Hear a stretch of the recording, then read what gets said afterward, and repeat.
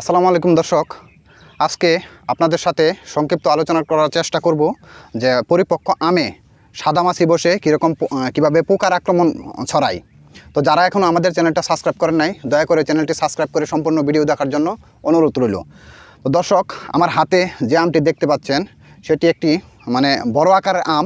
তারপরেও দেখেন এটির মধ্যে এক ধরনের স্পট দেখা যাচ্ছে, কিন্তু এটা আসলে সাধারণ কোনো স্পট নয়। এটি এখানে সাদামাছি বসে হুল ফুটিয়ে স্পট তৈরি করেছে। এটার ভিতর যদি আমি কেটে দেখাই তাহলে দেখা যাবে যে এটার ভিতরে এক ধরনের পোকা হয়ে গেছে। তো এ থেকে পরিত্রাণ আমাদেরকে অবশ্যই খুঁজে বের করতে হবে। সেই জন্যই আপনাদের সাথে সংক্ষিপ্ত আলোচনা করার চেষ্টা করব। তো দর্শক, আমরা আমাদের বাগানে যে ধরনের ওষুধ আমরা প্রয়োগ করে থাকি, সেই ওষুধগুলো আপনাদের মাঝে আজকে তুলে ধরছি। তো আমরা এখানে প্রথমেই ক্লোরফাইরিফস 50% প্লাস সাইপারমেথ্রিন 5%, এই ওষুধ প্রতি লিটার পানিতে 1 ml করে গুলিয়ে আমের উপর বা গাছের উপর স্প্রে করে দেব। তো এর পাশাপাশি দেখা যায় যে কালো সুপ দাগ হয়। তো এটা আসলে ছত্রাকের কারণে হয়। তো ছত্রাকনাশক হিসেবে আমরা এখানে ম্যানকোজিব গ্রুপের যে কোনো ছত্রাকনাশক স্প্রে করতে পারি।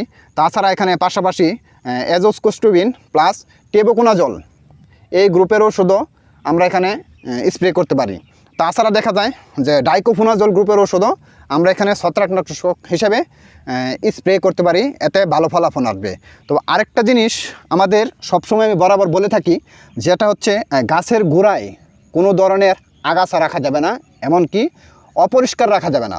যদি গাছের গোড়ায় অপরিষ্কার থাকে তাহলে পোকামাকড়ের আক্রমণ বেশি থাকে, এমনকি ফাঙ্গালে আক্রমণ বেশি হয়। তো আমরা চেষ্টা করব যাতে গাছের গোড়াটা অন্তত পক্ষে পরিষ্কার থাকে। আর আমরা বালাইনাশক হিসেবে আরও কিছু প্রক্রিয়া ব্যবহার করতে পারি, যেরকম ইদানিং দেখা যাচ্ছে যে হলুদ ফেরোমন ফাঁদ অথবা ফেরোমন ফাঁদও দেখা যায় কোনো বাগানি ভাইয়েরা ব্যবহার করে থাকেন। তো স্বল্প পরিসরে যারা গাছ রোপণ করেছেন নিজ বাড়ির আঙিনায় অথবা ছাদে, তারা ফেরোমন ফাঁদও ব্যবহার করে দেখতে পারেন।